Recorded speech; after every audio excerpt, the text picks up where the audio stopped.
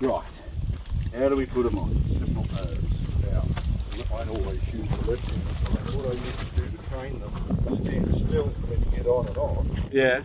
Was I'd put the hobbles on, I'd get on, I'd get off, and then I'd get slide down and just use one hand to undo them.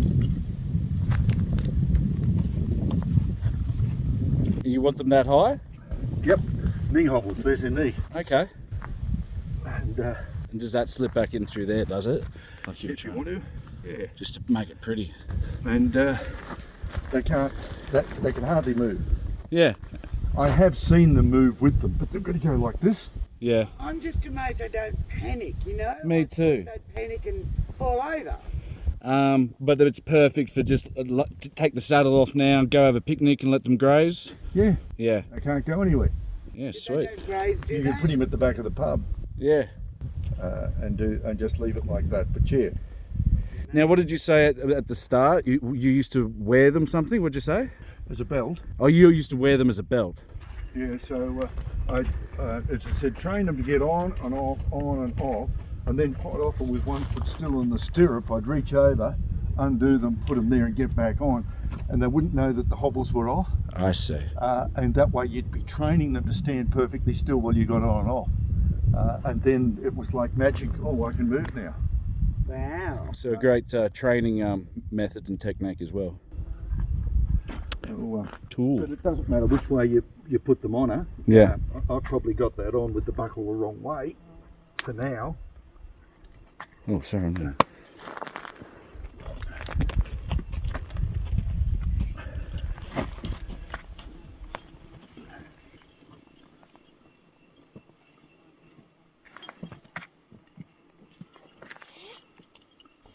Oh, I see.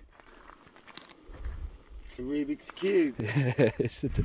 So that way it's easy for you to take the buckle off, you know what I mean, if you were getting on and off. Yeah. Because it's on the left side.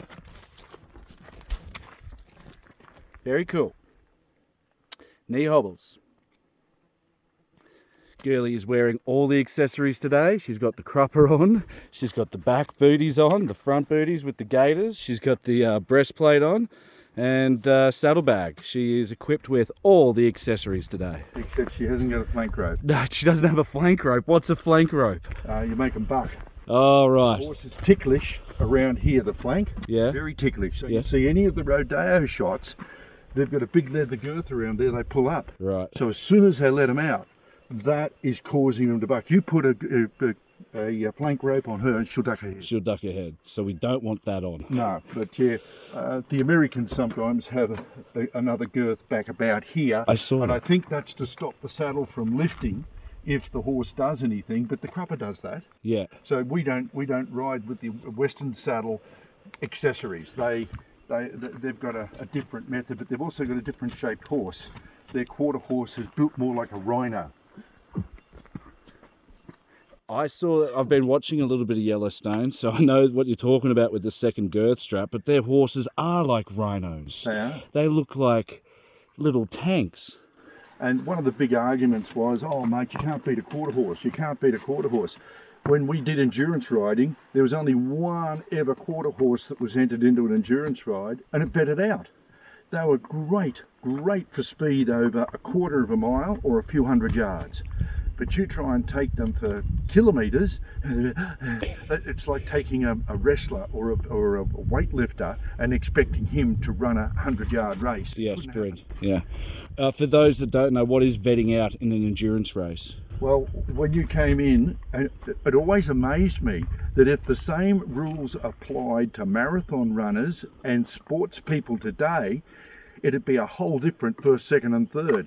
Yeah. When you did an endurance ride, you came in at half time after you did it in 25-mile legs. So if it was a 100-mile ride, there were 4 25-mile legs.